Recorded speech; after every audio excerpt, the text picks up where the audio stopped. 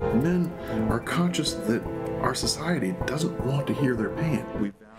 The film The Red Pill was at the heart of some political controversy in Alberta last week. It started with an email from the Wild Rose on Campus Club of the University of Calgary promoting a screening of the film with the phrase, "You and I both know that feminism is cancer." Well, politicians of all political stripes were quick to condemn that statement. The screening was cancelled at the time, but now the group behind the original event says it will be showing at the Plaza Theatre in Kensington on April the 4th. The film is the work of director Cassie Jaye. For her thoughts on how all of this plays out, she joined me via Skype from California. Thanks for joining us, Cassie. Thanks for having me. So the phrase "feminism is cancer" was used to promote The Red Pill at its Calgary screening, the one that didn't happen. Do you have any concerns about that phrase being used in connection with your film? I certainly would never use those words myself, but if I were a listener or someone reading that email, I would be curious, why do they think that? And I would want to learn more about it rather than shut down a screening. So yeah, I personally would never use those words. Okay, well, let's talk about it. Your film was at the heart of the controversy. So for those who haven't seen it, tell me about the film, what it portrays, the people in it, and what they stand for. Okay, so the Red Pill movie follows my year-long journey looking into the men's rights movement. It's the first ever documentary about the men's rights movement and men's issues under that broad umbrella. And for the previous 10 years before making the Red Pill movie, I was a feminist, and all my work focused on women's issues or sexuality, LGBT rights.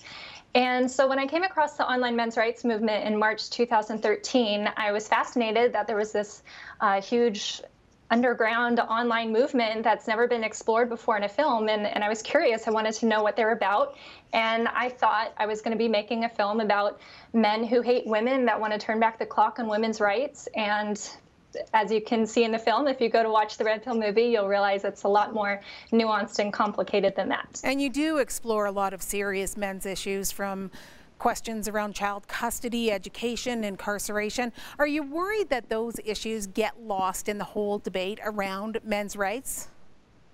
Absolutely. I think that's anyone who does work in the field of men's issues, any one of these dozens upon dozens of men's issues, that is their big concern, that the conversation is devolved into this tit-for-tat mudslinging, who has it worse, women or men.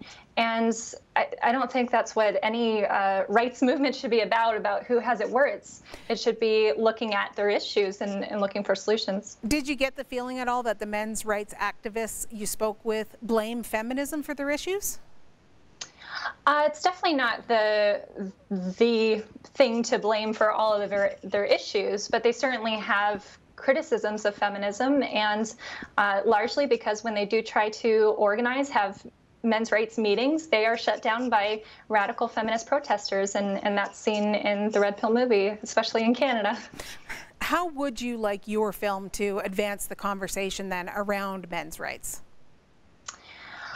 Well, I hope this film inspires more open dialogue and wanting to go beneath the surface, because all we really hear in the mainstream media is this, the tip of the iceberg about the men's rights movement, and a lot of it's very misleading misinformation. And I hope to debunk a lot of those myths within the Red Pill movie, because we really do go beneath the surface and try to figure out what are men's issues, what's the movement about, where do we go from here if we truly want gender equality. Okay, Cassie Jaye, thank you so much for your time tonight. Thank you.